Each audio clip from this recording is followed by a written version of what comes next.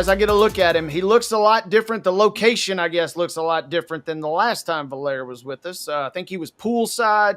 I think he was getting ready to, perhaps hoist a trophy with the NSC as far as the finals of the U.S. Open Cup. But even though the backdrop looks totally different, we're nonetheless excited to have our good friend Valera. What's happening, brother? It's a lot cooler this time around, but thanks for having me, guys. Last time I was really shocked because you or Mo were texting me to get on, and I get on, and it's like two different people, and I'm like, what is happening here? I was like, is this a prank? But I thought I handled it well, under pressure to perform with some heavy hitting questions from the folks. So I think everything went fine, and yeah, we're back on. You tried to have me a couple of weeks ago, I guess, or last week, but I was in San Diego enjoying another beautiful weather town, right? So here we are now. Well, this is playoff time. So, I mean, in theory, you need to get a little dose of playoff weather. You can't be out in San Diego. You can't be down in sunny Austin. We need you primed for the conditions here. And yes, we didn't mean to necessarily set you up, Valera. We knew that Calvin and David would take good care of you, and it sounds like they did. You guys enjoyed your time together. A lot has changed, though, in the sense that, yes, NSC hoisted the U.S. Open Cup that night.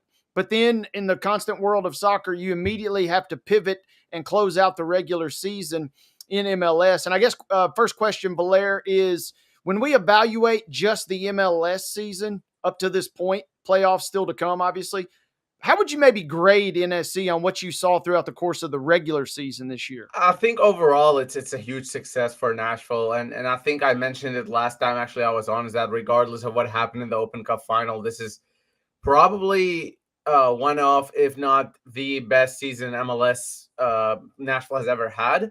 And now with the Open Cup sort of victory, I do firmly believe that this is the best and most successful season in Nashville SC history. In the regular season, you look at where this team was when BJ Callahan took over to now, and even you look at it from beginning of the year to now, it's a completely different sort of league they're playing in at the moment. Coming into the year, I think you guys had me on, and I was saying, if you get into the playoffs, you get into a playing game, get into the playoffs, you're probably in a good shape in terms of a stepping stone. Now we're looking at a team that, fans were a little disappointed that they didn't get top four and get that home field advantage. So I think it's the conversation has shifted, the expectations have shifted, and that is all due to the work that the players and BJ Callahan have put together, due to how well and how successful they've been over the course of the year. Obviously, a year that had a couple of letdowns and setbacks, but at the end of the day, you're looking at a really, really good side that has taken a massive step. And honestly, all signs point towards an even bigger step happening next season. Joining us now, long time no see, our NASCAR analyst, Heather Williams from WCYB TV out of Johnson City. We've been letting David and Calvin have all the fun middle of the week, but we've got Heather now. Heather, I mean, let's be honest. Calvin was not having fun. Well, he wasn't pretending to the standards we at least were hoping. I mean, we had a lot of time talking about ETSU football, but he's not a NASCAR fan.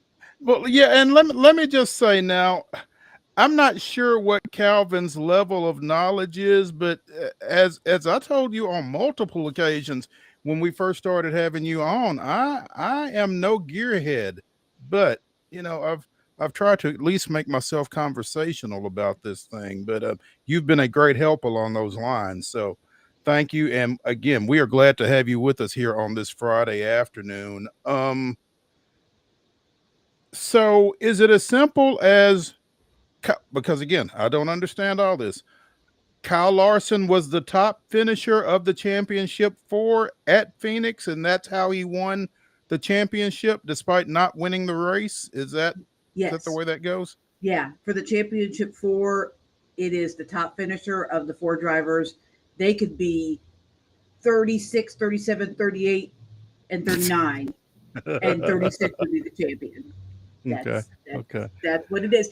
And, it is really fascinating because in the past, I think there's only been one other time, 2 years ago when Ross Chastain won the race and Ryan Blaney finished second, that the champion didn't win the race. There's only been one other time where that's happened, but the champion didn't even win a race in the final 2 rounds, which is kind of hard to believe and a little odd. Yeah, Ryan Blaney wins the race out at Phoenix this weekend. Keselowski's second. Larson finishes third, but by virtue of his third place finish ahead of the other the other 3 guys, Hamlin, Briscoe, and Byron, Larson wins the Cup Series championship. Congratulations to him. That's his second. Is that correct? It is his second. If anyone that watched that race, though, it's disappointing for Larson because Larson is very much a worthy champion. He's one of the best drivers in the sport. Mm-hmm. But you just felt the entire race that this was going to be Denny Hamlin was finally going to win this championship. He led the most laps of the race. He started from the pole. He was leading the race when the final caution came out. It was Denny Hamlin's championship, and it almost felt stolen. And again, no disrespect to Kyle Larson, but it really felt it felt like that was taken from him unfairly almost. It was tough to watch. Along those lines, Heather, it seemed like the outpouring from the community was there for Denny Hamlin, but it seemed like even Kyle Larson, he was glad to win the championship, of course, but even he felt a little bad or compassionate, I guess, if you will, for Denny in that moment. Well, I mean, they're very good friends, right? I mean, they're good friends. And Denny Hamlin, just to show, I mean, a lot is said about him and who he is, but Denny Hamlin went out with his friend Kyle Larson that night and celebrated the championship, because they do have a lot of respect for each other and they are friends. But, just with everything that was going on in Denny's life with his dad not doing well and him saying this is probably his dad's last chance to see him try to do this. He is 44 years old. It only gets tougher from here to win a championship. And the fact that he did everything right. I mean, they did everything right. He came out, he put it on the pole, he led the most laps. He was leading at the end of regulation, and it was in overtime. They took 4 tires. The teams up front took none or 2 tires. Larson was in a 2-tire group, and Denny just couldn't make it back up there in 2 laps. He got bogged in traffic, and that is a tough way to lose a championship.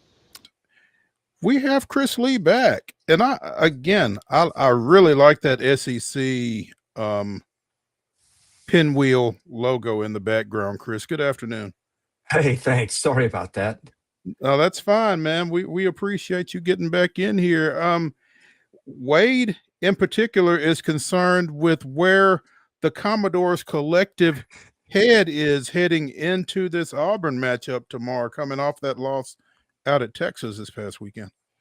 Yeah, I'm not as much worried about Vanderbilt's state of mind. I think that'll be okay. They will, they've beaten really, really good teams before several times. I don't think confidence is really an issue with this team. I think the question is, what are they getting in Auburn? Which Auburn, I think, off the coaching change, they've had issues offensively. They'll get a reboot with another guy. It's not like Auburn lacks for talent there. Now, look, whether the quarterbacks just genuinely stink or the next staff gets more out of them, they've got dudes at receiver, right, that are problems. And you saw Vanderbilt have an issue there with Texas last week. So if Auburn can get the ball to guys, then, hey, that might be a problem for them based on their inability to tackle in the open field last week. The other thing is their offensive line's got to play better. I don't know if they're getting banged up this point of the year or what, but I don't think confidence is my concern with them. It's other things. Chris, when you say that, I'm also curious. Vanderbilt made it look nice for the folks in Vegas, at least. Mo and I were both on the nice end of a backdoor cover there. But I'm also curious, maybe not their best effort, obviously, but Texas, man, it feels like we've been waiting all season long for the final, all right, Texas is finally here. Did you sense that in a little bit as well, that the Longhorns finally, for the first time all season, kind of got everything together the way they wanted? Yeah, I kind of did. That's the best game that I've seen them play all year. It's bad for Vandy. That's not not where you wanted it. But I think Texas, we've always known they've had the talent. It just, for whatever reason, it's not come together. But, that looked like the start of the Texas team we were expecting to see to start the season. Yeah, the proverbial championship DVD highlight, right? Their season's kind of Yeah. toiling on the brink, and then you get to Vanderbilt. The trivia question years from now might be, when did Arch Manning finally turn it around and go on to stardom? And it could be, unfortunately, at the Commodores' expense there. Yeah, I mean, it kind of felt that way, didn't it?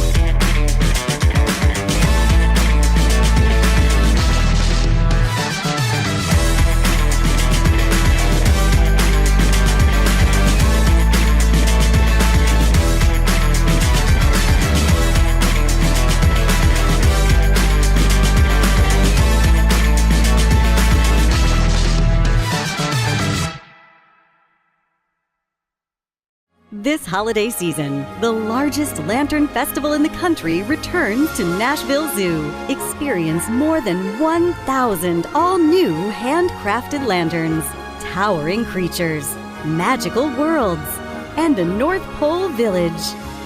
At the center of it all, the Smashville Ice Rink. Welcome back to Zoolumination at Nashville Zoo. Bigger, brighter, and better than ever. Busy bee, yeah, busy bee. If you need Hold on, y'all, hold on. I need to make a call.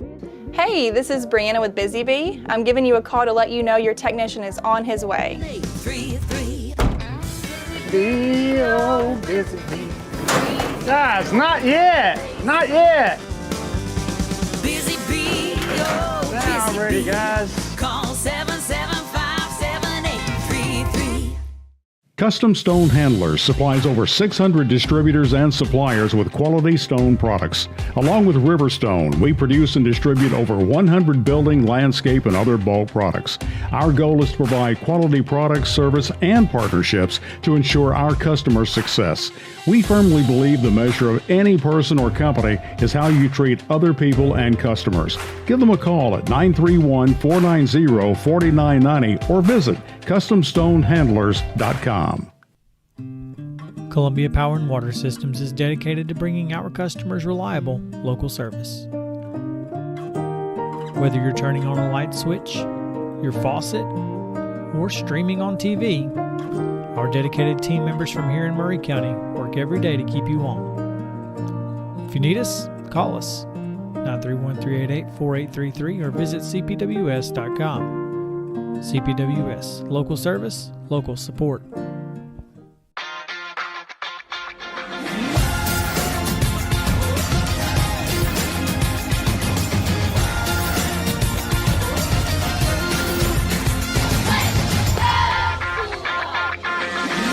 Zion Christian Academy at zioneagles.org or 931-388-7531. You can schedule your appointment to visit their beautiful campus. Again, zioneagles.org or 931-7531 to schedule your visit today. Christopher Gabriel from KMJ Radio out of Fresno. Obviously, we're bringing him on to talk a little UT as they get ready to go to Florida this weekend. But over the course of the show, I think he's probably developed some other things that he wanted to touch on. So, Christopher, welcome in. The floor is yours. Hey, gentlemen, it's great to see you. We sort of missed each other the last couple of times. That was because of me, knee surgery, and a couple of other things. But it's great to be back. I love coming on with both you and Wade. I was listening to Noah earlier, and I was really fascinated by that discussion about Tennessee Tech and about FCS because, as we both know, my first big radio job as a host, as a daily host, was in Fargo, North Dakota. So I covered the North Dakota State Bison. And that was when they had just made the transition from Division II, where in Division II, they won 5 national championships. They came into Division I. Gene Taylor, who is now the athletic director at Kansas State, that's why Chris Kleiman is their coach there. Gene Taylor was a regular guest of mine in Fargo. And here's why I'm bringing this up.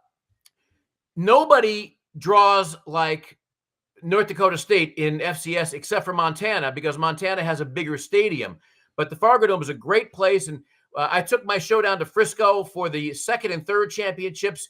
It was against Sam Houston State and Towson, and excitement was at a peak. It was at a fever level up in Fargo, and then they won a fourth one and a fifth and sixth. So right about then, though, before I left, I raised the point, much to the frustration of most fans there. They're going to have to decide if they want to make the jump up to FBS. Gene Taylor used to always say, we, meaning NDSU, we will stay in FCS until all of our main competitors, the James Madisons and so on, leave. Well, most of them have left. Most of the big ones have left.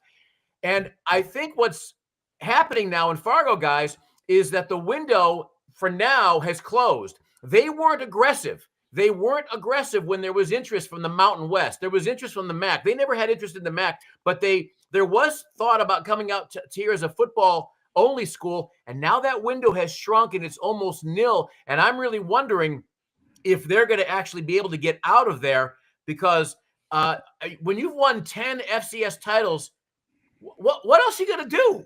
I mean, every time the D1 FBS team, with the exception of Colorado a couple years ago, they beat them. They've beaten Minnesota. They've beaten Iowa State, Kansas State. They beat everybody.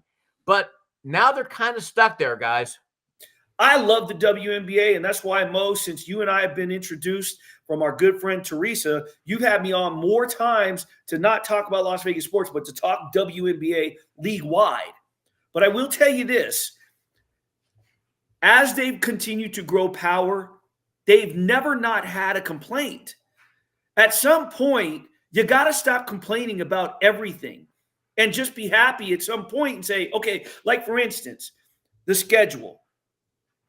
How many times have we seen during a season a player say, we have to do a better job about worrying about the health and welfare for these women. We're playing 3 games in 4 days. We're playing 3 road games in 4 nights. We play back to back in LA and then Vegas, and then we have a day off, but we got to go to Phoenix. Okay. So does the NBA, and they play 82 games. So does Major League Baseball. Okay, that's not as physical up against body. How about the NHL? NHL is more physical than the WNBA, the NFL, the NBA, Major League Baseball. They're hitting you into the boards. They're playing. Golden Knights are going back east. They're playing the Metro 3, I think, across 4 nights or 5 nights. Jersey, Rangers, Islanders. That's a physical game, and they're doing the exact same thing in terms of scheduling. So get over it when it comes to having to play 3 games in 4 nights, 3 games in 5 nights, 3 games in 6 nights with only 1 night in between and travel and this. We need rest and recovery. Welcome to the world of professional sports. I love the WNBA. I love women's basketball, but they have not stopped complaining. They got they won the battle for charter flights. They got them. Okay, what can we complain about next? I get it. You guys have been buried. You've been behind the 8 ball. You have not gotten everything that you deserve, and you still need to get more. But at some point, you have to look and say, okay, we're getting stuff. It's coming, and just chill and be patient, because I feel as if if they got everything that they demanded in this CBA, when all said and done, next training camp comes, they're going to be like, yeah, but there's a lot of work to do. What? What now? I love them to death. I do. I love them to death. I think Asia Wilson is probably one of the greatest human beings that this town could ever be thankful for. I really do. She is the face of sports in Las Vegas. Hands down, period. And I'm not singling her out about to say she complains, but I'm just saying that's how much I recognize, appreciate, and love women's sports. But at some point, understand and recognize that it's not a continuing negotiating process of, okay, we got this. Next, here's what we want. Here's what we want. We're not doing it. We're not doing this. You're not doing this. You're not. And make it make sense. Cam Ward's a little too, it's funny. He's a little too focused on the idea that when you're moving around in the pocket or when you scramble around a little bit, keep your eyes downfield and look for opportunities to throw the ball. I've never seen a rookie quarterback who airs to that side of the ledger as opposed to taking off and running. They've been coaching him like, it's okay to take off and run, particularly if it's 2nd and 6 and you pick up 5 yards, that's good. Or, 7 yards is even better. And we've seen a little bit more of that from Cam, where he can sort of manage the situation on his own there. And I would think they're probably in his head this week saying, don't linger in the pocket. If it's not there early in the read, just get out and go and get what you can, and we'll move on to the next play. Well, I imagine if he's watching any film and he's seeing 95 over there on the other side, lingering in the pocket probably ain't a great idea anyway. Yeah, that's exactly right. It almost reminds me. I saw a great story one time when Lawrence Taylor was in his heyday. This has nothing to do with anything other than just great pass rushers, but it made me laugh. Ron Jaworski of the Eagles was so terrified of Lawrence Taylor when they played, and they understandably so. Yeah, they told the story. They told the story one time, on whatever play, Lawrence Taylor got like kicked in the gut or something, had the wind knocked out of him, had to come off the field for a play just to catch his breath or whatever. The Eagles break the huddle. Ron Jaworski comes up to the line of scrimmage, looking around, trying to identify where Lawrence Taylor is so he can set the protection, and he can't find him. And they actually, I've actually seen the clip. You can see his head start snapping around like he's going crazy trying to figure out where Lawrence Taylor is, and actually calls timeout because he couldn't find him. He was and this was when Jaworski was a veteran. Maybe Cam Ward will be blessed with the ignorance of youth in that regard. Not know enough to be as frightened as he should be. But that's what a great pass rusher can do to an offense sometimes. And maybe it could be that kind of day for the Titans Sunday if things go really badly. Yeah, Teresa, it almost felt like, throughout that Jacksonville game, we had talked for the last couple of weeks that they kind of quietly had been building a little sign of life, at least, if nothing else, but maybe borderline positivity. And then the Jacksonville game was such a stinker that we kind of thought, well, same old Titans. But then yesterday, I was at the game, and just the energy, the fact that Jeff Simmons is sprinting to the end zone to celebrate for Cam at the end when he's throwing touchdown passes, it just felt like the vibes were a little better. And to me, it felt like a team that surely and clearly had not given up entirely on this season thus far. Oh, without a doubt, Wade. I mean, think about that they celebrated the Xavier Woods interception. And I think they celebrated that, with the Deion stealing Shadur's celebration with the time's up, the watch.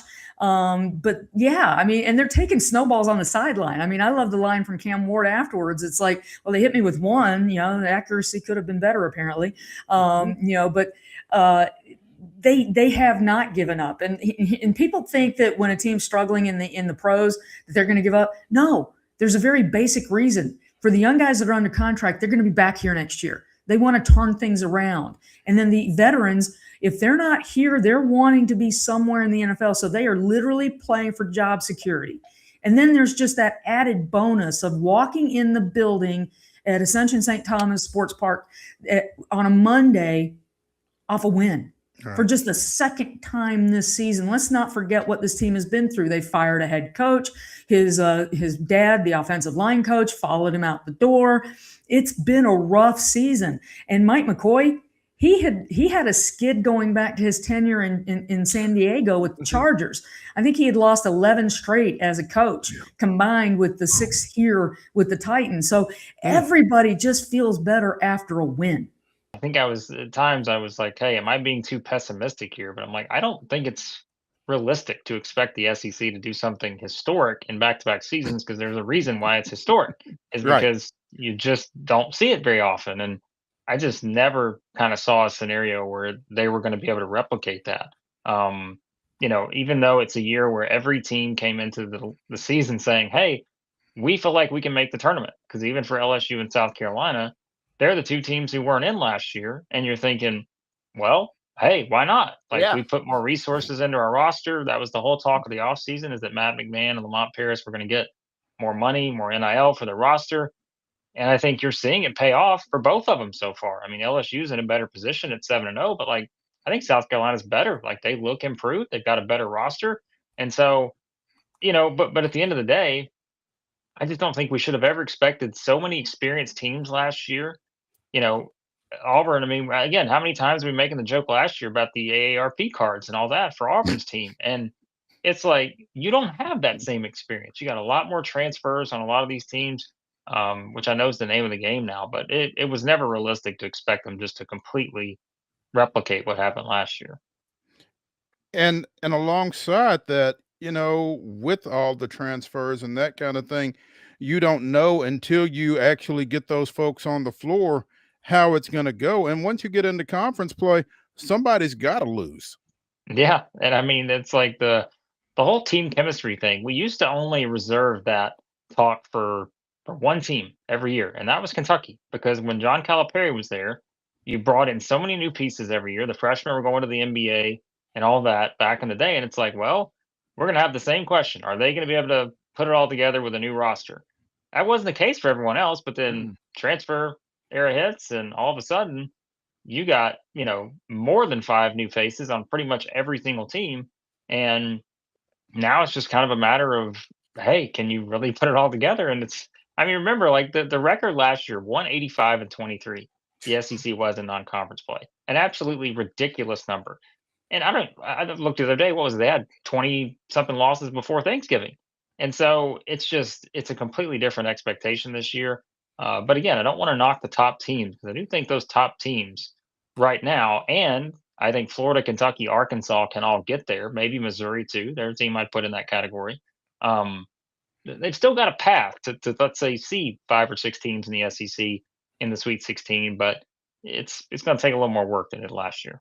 It's time to check in with our good friend from MTSU, live and in concert in Murfreesboro, the one and only, the Blue Raider voice, Chip Walters. Good afternoon, Chip.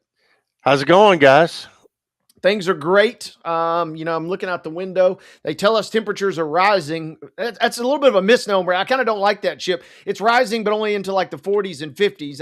When you say rising, I'm hoping for like 70s and 80s. That's right. And the old wind chill has an effect today. It was a minor thrill last week. I got to see Mr. Wilson in person down in Chattanooga, and you did not show up. So just wanted to lay those facts out there. But it was a really interesting week in Chattanooga for the Blue Cross Bowl. But that's now behind us, and my crazy month of travel and all that came to a close. But that's an old story now. But hey, real quick, I've Chip, had two pieces of breaking news today, and I've shared both of them with you. Well, you did share one in particular when you made a trip to your friendly neighborhood Sonic. Looks like some sun drop is in that cup. And hey, that's it. That was in Murfreesboro, I'm assuming. It was right down from my office. I sent you a picture earlier on a text. There was a big sign on the side of the building. It said that Sonic now has sun drop. So I was going to tell all the people in southern Middle Tennessee, stay calm, take a seat. It's going to be okay. Stay calm, take a seat, and I don't want to brag too much, but we got Sonic, or we got sun drop at the Subways in Pulaski. I mean, that's how you know you really hit the big time. So not surprised. Different story, different day. But Chip, I did see you, and I didn't want to text you though because you were so deep in your broadcast at that point. But you did have a nice cameo on screen that I did get to see during the Blue Cross Bowl coverage. So congrats and job well done as always, my friend. Well, thank you. We get on during the pregame, and we're on for another 30 seconds or so at halftime. But we're not the stars. Those kids are the stars, and we're just trying to tell the story. And my partner Kelly Holcomb on the high school broadcast, we were lucky. We had one of the really good games. We had the Brentwood Academy Baylor game on Thursday night. We also had the BGA game on Thursday during the day, and then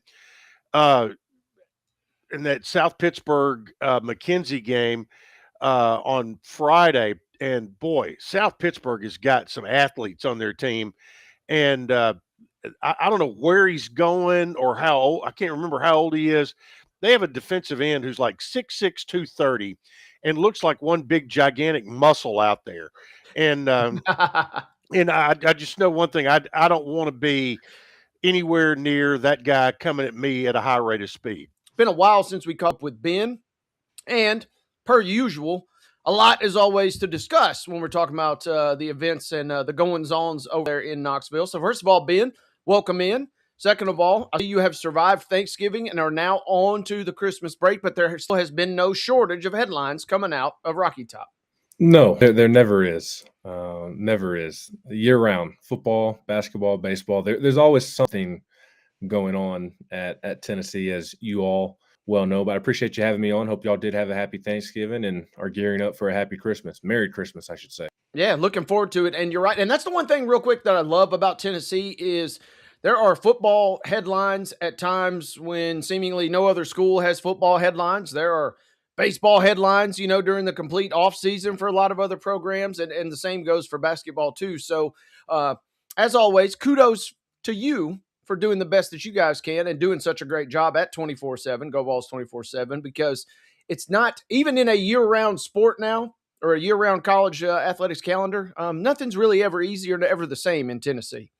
No, and that is the understatement of the century. I appreciate your kind words. We're just constantly trying to keep our head above water and tread water as much as we can. Only Tennessee could have a baseball coach leave for Major League Baseball, like that's never been done before. But of course, Tennessee manages to pull that off, and now we've got a defensive coordinator search on our hands, but that appears to be coming to an end as we speak, as a matter of fact.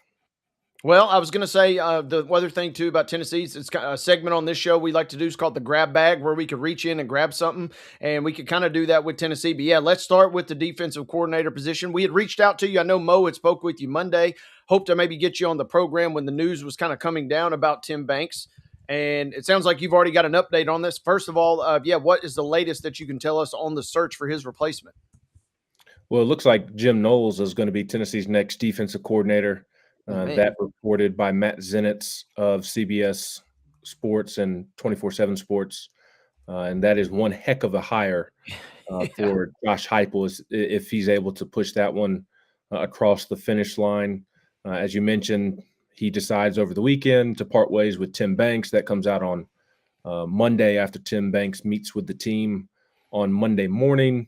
And it's very clear that he had a plan, or at least that is very obvious, because within just over 48 hours, I guess, of news breaking that Tim Banks was out, it looks like he's going to have a new defensive coordinator in play. And I don't know that Josh Heupel could have made a better hire for the defensive coordinator position with Jim Knowles. His track record speaks for itself. Very successful at Oklahoma State, very successful at Ohio State. Did not have his best year at Penn State, but I think everybody's willing to give him grace given the situation that Penn State went through this season. But again, I think it's as good as Josh Heupel could have done. And joining us now from Penalty Box Radio, Ann Kimmel. Gentlemen, how are you? Hey, I'm good, Ann. And as we talked yesterday via text, different background today. You are enjoying a very different background today. These are the Four Seasons from Warren County, Pennsylvania, where I grew up. Not at all like the autographed Pecorino jersey that y'all are used to. Because fun week here, my husband fell through the ceiling of my office from the attic. There it is in all its glory. And so we're improvising today. You're coming to my new office here in the dining room. Well, we appreciate you accommodating us, and we hope that Mr. Mama on Ice is okay. You know what? It's amazing. I watched it happen in real time, and he did not break anything except for a fingernail. So he's doing good. He kind of dangled there for a while and figured out how to get back up. And, I didn't have a new ceiling on my Christmas list, but it has suddenly jumped right up to the Merry top. Christmas. So Yeah. there it is. Yeah. I didn't have a new starter on mine either, but Yep. life works in mysterious Merry ways. Christmas. Yeah. Um, you know, it seems as though the Predators have got their ignition going here of late. Every time Wade and I discuss those guys there's no way they're going to win this one, they somehow win this one. I mean, the Avalanche the other night, it's a shootout, but a win's a win, right? And the Avalanche is the hottest team in the league. Absolutely. This was one of those games where when Colorado scored about a minute and a half into the game, you kind of gird your loins and think, okay, is Colorado going to put a touchdown up on us? But Nashville really found a way, especially in that third period against Colorado, to stick to their game plan and contain Colorado, which is a team that just is full of weapons and has no weakness. With Nathan McKinnon, Cale Makar, they have shored up their goaltending with Scott Wedgwood, Mackenzie Blackwood. Colorado really just doesn't have any weaknesses. So Nashville was able to contain them. Stop just a second. Colorado has shored up its goaltending with Scott Wedgwood. Now, there are people locally who will recognize that name and would never put that phrase together. I know. Noted Nashville Predator for 5 minutes, Scott Wedgwood. Yeah, he has just had a phenomenal season with Colorado, has been key for them in a lot of ways. Yeah, he was here for really and truly, it was about 6 minutes. We had Scott Wedgwood. Delightful while we had him. There we go. How's it going, man? Looks like you're on the move. What's new, brother? Everything's going well. Can't complain, man. There's a lot going on here in Atlanta. It sounds like from the winter baseball meetings, couple of moves for the Braves that I don't know that anybody necessarily anticipated, which is would be pleasing to Alex Anthopoulos to hear, because I think he likes doing things that nobody anticipates. Signing Mike Yastrzemski to kind of shore things up in the outfield, signing Robert Suarez to shore up the back end of the bullpen. And again, I don't know that anybody saw Atlanta really involved with either of those guys. Well, Robert Suarez was kind of sort of on the market for a lot of teams. Some people say he was staying in San Diego because that's a really good situation they have there. But Raisel Iglesias was going to get big money, and that was it was just kind of floating. He was going to get big money, and if he left, then you're left without a closer. To immediately shore up that closer position with somebody who had 76 saves in the last 2 seasons for San Diego, so those are meaningful saves. It's not just a save; it's a save for a team that was playing for something. That's a pretty good move. Folks are poo-pooing it because they don't necessarily know who Robert Suarez is, but anyone that knows baseball well enough knows this guy's a quality reliever. So you have that already situated. So that's pretty good. His 76 saves are the most in Major League Baseball over the last 2 years. I don't know how, if anybody's poo-pooing that, stop listening to them talk about Major League Baseball. I was trying to explain to them, you guys got a closer for a closer. One closer leaves, one closer comes back in. In the case of the Mets, that wouldn't be so good. You got Devin Williams, who didn't do it well. But for the Braves to get a closer that did it well, and did it to them, by the way, don't forget, they lost 3 straight games to San Diego to start the season. Oh, That's not bad. Don't worry, I've not forgotten. And nobody here's what gets me, Donnell. They were able to bring him in, and they were able to sell him on setting up this year ahead of Iggy. That would have been ideal. That would have been ideal. Iglesias has already signed, right? Yeah, he's gone. He's gone. Wait, Iglesias is back. He signed earlier. For what, a year? Yeah, a year? Yeah, so he's back this year. That's what I'm saying. Yeah, so you're right back in the situation where you have him for 1 year. Now you have another closer. So you have a setup man who's a closer and is better in a big way. And if Iggy does blow some, and he has been known to do that, you have someone that can say, I can take care of that situation. That's what I mean. You have that closer position locked down for 3 years if Iggy decides to take a walk after a year. Right. There we go. It seems intelligent to me. And in the meantime, you've got the 8th and the 9th pretty well taken care of for 2026. And that was an issue in 2025. So you shored up that issue immediately. 3 years, $45 million. I thought it was a great move. Yeah, Ben, it's an absolutely loaded slate, though. When you look at the schedule this weekend for the NFL, just some matchups that are on the docket this week. You got Green Bay making the trip out to Mile High Stadium to take on the Denver Broncos. You have the Rams and the Lions getting it together, and obviously in the AFC East, a much talked about 12 p.m. matchup between the Buffalo Bills and the New England Patriots. Of just the matchups this week, which ones are you really excited to see and maybe have some playoff implications on them? I think the Lions-Rams one is a big one, and Stafford, of course, former great Lion. I think that's a big one. I mean, honestly, all the games you mentioned are substantial. I believe if the Patriots win, they'll beat the Bills. They'll be the AFC East champs. So that's obviously a big game too. And yeah, I don't know. It's hard to pick what game means the most because a lot of them are very high profile. But yeah, I think for me, just going back to Phillip Rivers for a second, like that Seahawks Colts game is for me the number one watch because I just want to see what that looks like. How on earth is this going to shake out?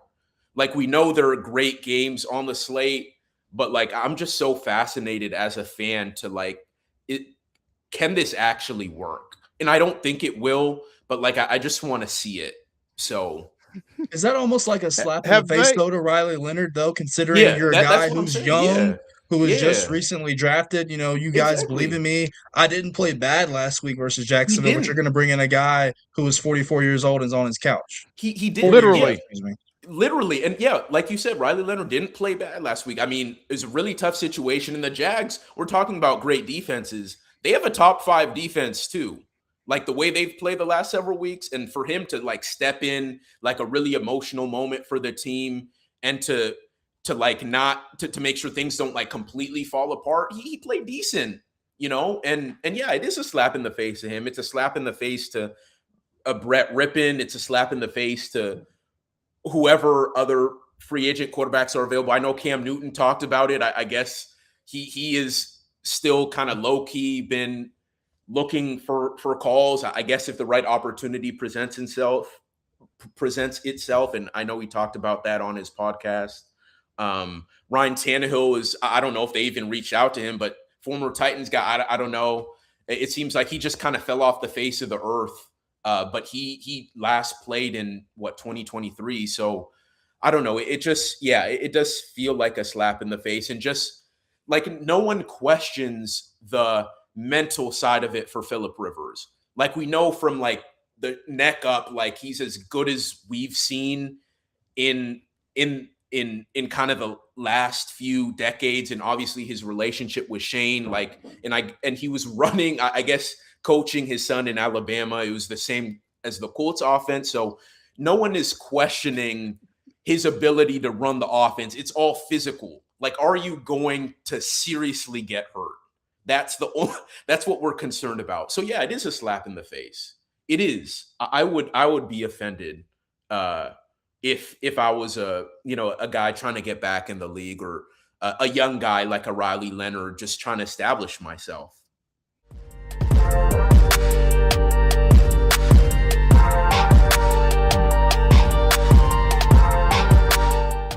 Jones & Lang Sporting Goods here in Columbia has been outfitting teams, officials, and anybody else from T-ball to college for 50 plus years. Be sure and check them out at 931-388-8060 or online at jonesandlang.com. Jones & Lang Sporting Goods, the look of a winner.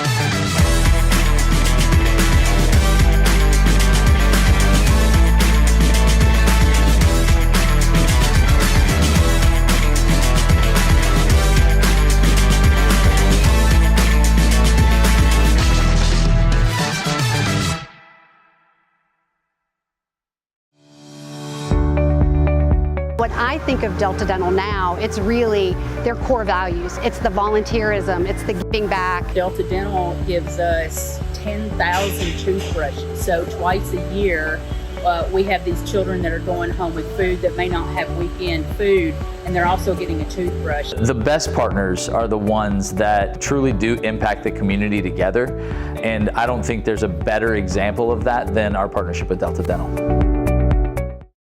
Is your internet slowing you down? It's time for an upgrade. Whether you're at home, working from your home office, or at your business, it's time to unleash the speed you need with speeds up to 1 gig at CPWS for as low as $70 a month. Give us a call, 931-375-7777. Local service, local support, CPWS. Piggly Wiggly, located in Neely's Mill Shopping Center, is Columbia's locally owned and operated Cost Plus 10 grocery store dedicated to serving the community with low prices and smiling faces. Piggly Wiggly offers fresh, hand-cut meats daily as well as daily hot plate lunches from their deli counter. You're certain to see smiling faces and a helping hand when you're here at Piggly Wiggly. Come by and check out our fresh produce, high-quality meats, and more. Down home, down the street, we'll see you at the Pig. The holidays bring us together. Gather with loved ones where over 1 million lights shine and celebrate a beloved tradition at Cheekwood's Holiday Lights. Explore the festive mansion decorated by former White House florist Laura Dowling and wander through a magical wonderland of gardens aglow. Get into the spirit of the season at Cheekwood.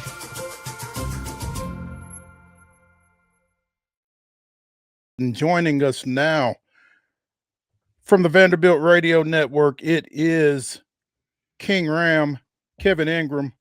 Kevin, good afternoon. What's going on, guys? How are you? We're doing well. With it being throwback, am I like a throwback guest or something like that? No, I mean you're not a throwback at all, man. I mean we get you as often as we can. Yeah, so we appreciate you taking some time, and of course, as you see, we've got the logo. Yeah, that's always my stipulation for coming on here. I have to have my logo displayed prominently, so I appreciate Prominently. that. Yeah, we need to actually get it on the screen. We got to get Mark to work on that. No, Kevin, appreciate you taking some time. I'm sure you watched last night's game. I'm not sure if you were involved in Memphis or not, but 77-7 big win over at the FedEx Forum over Memphis, but it really kind of felt like that game was closer than it needed to be, Kevin. They went through a stretch there in the second half where it was like they were just giving it to Memphis at will. The ball, I mean. Yeah, Mo, it kind of felt that way. Tim Thompson and I, we did the game over in Memphis last night on the radio. And, you know, it felt like early in the second half, Vanderbilt came out and scored the first 5 points of the second half. And like, okay, you know, maybe we're off and running here and got a double figure lead. But then it just felt like the wheels sort of fell off and a lot of turnovers and just didn't shoot very well. And at times it just simply didn't play very well. And to Memphis's credit, they played good defense. They pressed. They made things happen. They forced the issue, and they were able to. They went on a 10-0 run, and they took lead. They were up by 4 or 5 points for a little middle stretch here of the second half. Vanderbilt did a good job of stabilizing a little bit, making enough shots, making enough free throws, getting some stops, and they held Memphis without a basket for a while. And game, it got down to the end of regulation, and Vanderbilt had a chance to maybe put it away with a couple at the free throw line. Those didn't go. Memphis tied it. Had a great look for Tyler Nickel at the buzzer to win. And then went to overtime. Vanderbilt played pretty well in the OT and got the job done. Hit a bunch of free throws and got out of there with a win. It wasn't the prettiest, but, as I said on the broadcast, it was a grind in the grindhouse, and that's kind of what it felt like as the Commodores beat Memphis for the first time in a long time. They had not beaten Memphis since 1997. So that was a good win, and I think one that will probably reward this team as the season goes along, because I think Memphis will certainly win some games in the American Conference. Kevin, I'm going to take the glass half full approach. I feel like this was a really big win for this program, particularly being on the road in a tough environment down at the FedEx Forum. And it's going to be like a nice 2-game stretch as they go to Winston-Salem here in a couple of days to take on the Wake Forest team in Dinkins.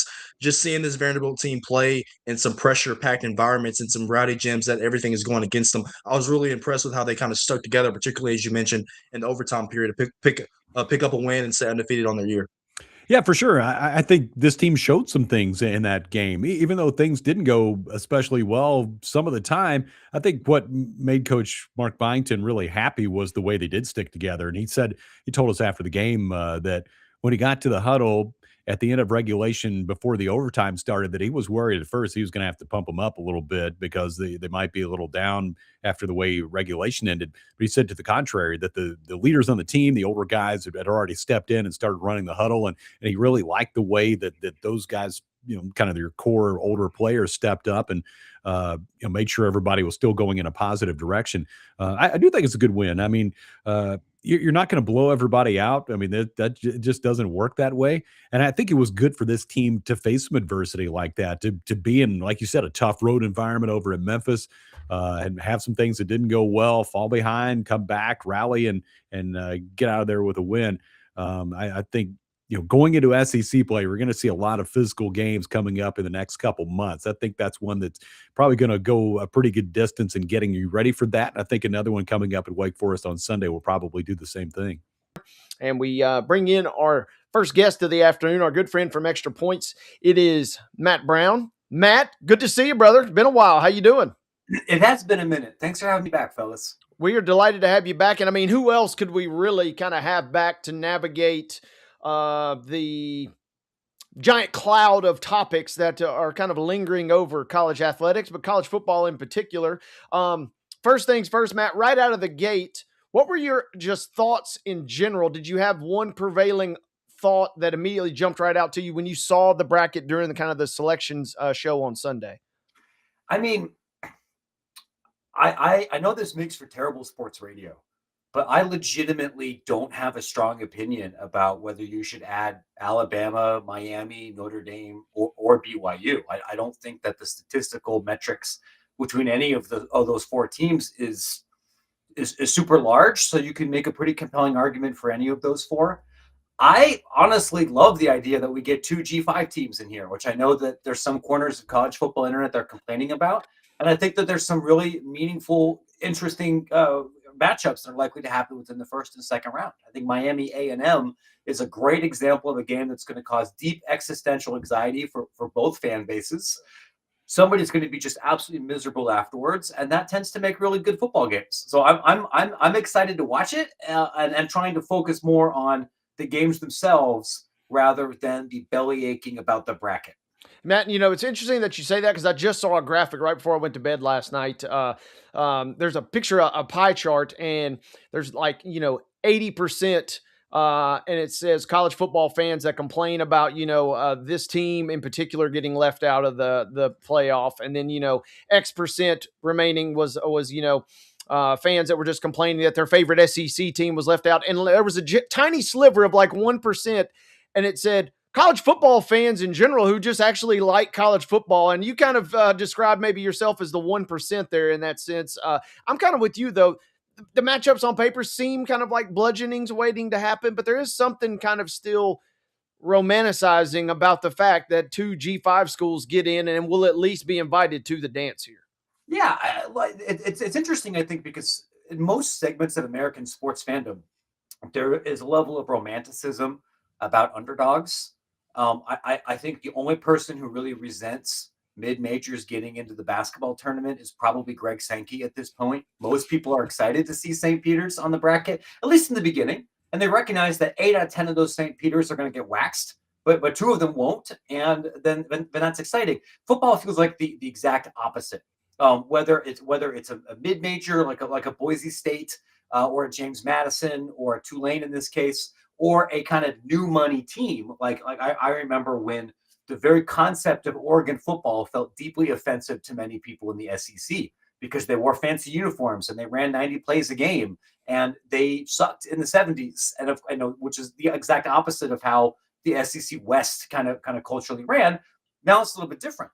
Could those two G5 teams get obliterated by 30 points? Yeah, it's possible. But we're also living in a world where Indiana is the undefeated #1 team in the country.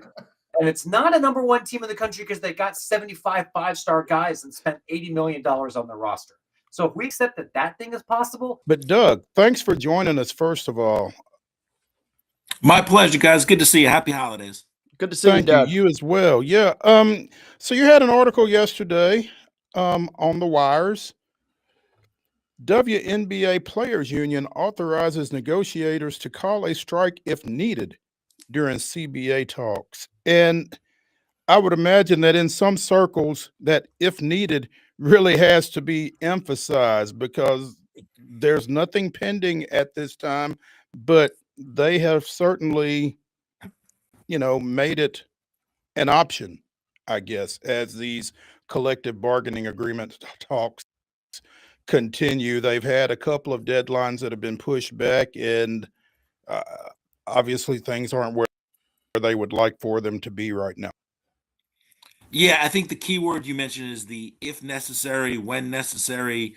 It's another tool in the toolbox for the union to use that they'd have to get authorization at some point from the union to strike from the players if they wanted to do that down the road, and that's a huge if. So it saves them, I guess, the procedure of trying to get everyone to vote at some point if they think that's necessary. I know people are reading into this that it's a bad thing. It's just, I mean, this is all posturing. It gives them a chance to do that. The two sides are not close in some areas, but there's still plenty of time to get stuff done. I mean, they went on strike now. What would that do? There's no season. You're not missing games. Like it would delay some things, but there's no immediate impact of what this could do if, and a big if there in capital letters, the union decided to go on strike. Now, looking through your article, what it would do or what it could do is delay the expansion draft and delay the start of free agency. But like you said, the season doesn't start until late April, early May. So as far as actual play being impacted, it wouldn't be were that to take place. Yeah, unless there's unless they do it right after the new deadline of January 9th, which I guess it's not so new anymore. If they don't want to extend again and they think that's worth doing that, but I'm not sure what you gain out of doing that. I mean, we're talking right now, as I said, we're still in 2025. What does a strike do to help anybody out right now? Same with the lockout. I mean, the other side, the league could lock out the owners, but again, what do you gain by doing that? Because most of these players are playing overseas or on Unrivaled or AU. So like we're sort of in a dead period still that either side, if they do something drastic like that, no one really gains from it. I'm Maurice Patton with Main Street Sports Today, presented by the Tennessee Orthopedic Alliance of Columbia, and this will be our last broadcast. An executive decision has been made to discontinue the program effective today after a little over 4 years. In 2024, our show drew more than 1 million views, and this year's show surpassed last year's total as we continue to be the most viewed program on the Main Street Media TV app. One of the facets of our show that we've been most proud of is the guests we've been able to attract. Whether it be those making regular appearances, such as the Queen of Tennessee Sports Media, Teresa Walker of the Associated Press, or King Ram, Kevin Ingram of the Vanderbilt Sports Network, or folks like National Football League Chief Medical Officer Alan Sills or Southeastern Conference Commissioner Greg Sankey. We've been excited to bring knowledgeable insight from a number of different individuals across the sports landscape, from preps to pros, on a local, regional, and national basis. It's been fantastic to have the opportunity to work alongside guys like Wade Neely, David Wilson, and Calvin White to bring this show to the airwaves. Thanks for your time and your talent, your work and your wit. Producer Mark Rogers, the guy behind the glass, has made magic out of too often less than magical moments. Your dedication has been more appreciated than you'll know. Again, though, it goes back to those who have watched and supported from our 2021 inception to now and all in between. Thank you. I'm Maurice Patton, and this is Main Street Sports Today, presented by the Tennessee Orthopedic Alliance of Columbia.